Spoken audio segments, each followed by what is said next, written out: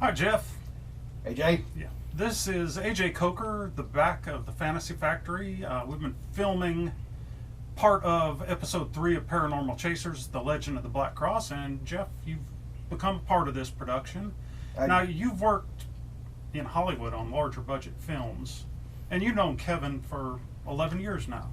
I was introduced to him through a guy named Mark Hanna, a very cool independent local filmmaker here, a guy I grew up with, making films actually. So he said, hey, there's a new kid in town. That's always when the ears start to buzz. There's a new kid in town that's making movies. And then that's how I got introduced to Kevin. And when I first met Kevin, I knew he had the absolute heart of a independent film lion. Oh, good. Well, how have you seen his progression in this business? Well, just what you said, that's a key word, progression. And so many filmmakers get caught up, independent filmmakers get caught up in their own stuff, and they never get any better because they're always thinking their stuff is great and never really looking at what truly is great and aspiring to do something better. And that's one thing I have about one really good thing in my head about Kevin is he will try to do things.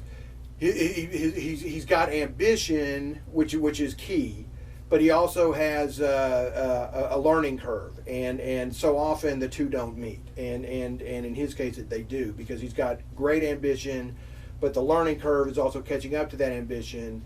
So his skill set is much, which is the goal for all of us. For me, I mean that's one great thing about film, or just the arts in general, is you never stop learning, or if the day you stop learning is the day you'll stagnate and become irrelevant. But he never stopped learning, and so you look at the first stuff that I saw him do compared to now, and there's no comparison. That's a beauty. Look at, with very few exceptions, look at big filmmakers, their first works to the works you really know them at, and you'll see a progression, and that's the beauty of Kevin.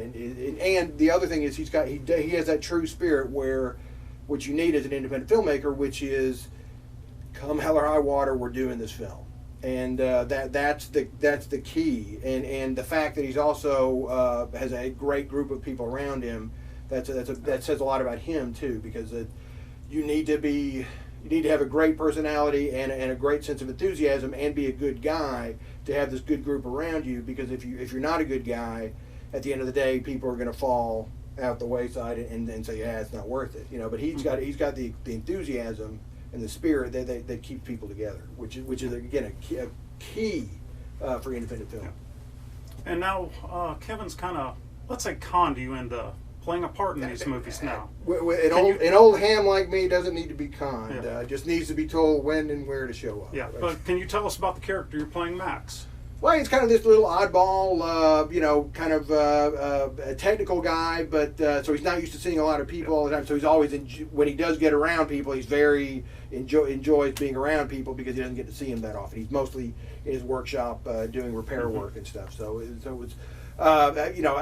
This is a classic thing for actors. Like you ask me what Paranormal Chasers 3 is about, I'll say, well, it's really about this guy named Max who comes up to this workshop and tells people a few things, and then he leaves. That's what the film's about. It's always, whatever actor, the ham actor in you, it's like that's what the film's about, the part you played. But it was a blast, and it's the great marriage of amateur in the true sense of doing it for the love, and technical proficiency, which the group is becoming much more and more technically proficient, and that's a great marriage, because people want to be here, and they're doing stuff that looks great and is really intriguing to watch. And I know I've said this before in interviews, but there was only one person that could make Paranormal Chasers, and it's its own universe. Kevin Sexton has put together,